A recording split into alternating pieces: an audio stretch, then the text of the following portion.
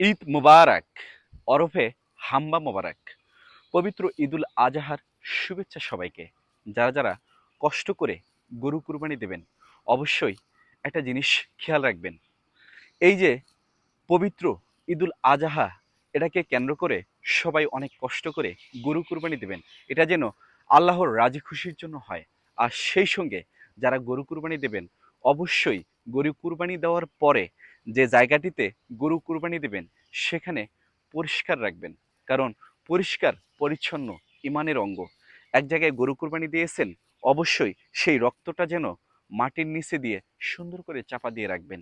এক জায়গায় সুন্দর মাংস কেটে কেটে বাটোয়ারা করেছেন, ভাগ করেছেন, সেই জায়গাটি সুন্দর করে ক্লিন করে রাখবেন, যাতে আপনাদের কারণে অন্য কোনো মানুষ কষ্ট না পায়, কিংবা এই রক্তের কারণে কিংবা আমাদের শরীরে কোনো যেন অন্য কোনো মানুষের শরীরে যেন কোনো ভাইরাস জন্ম না নেয়, কিংবা এখান থেকে কোনো রোগের সৃষ্টি না হয়।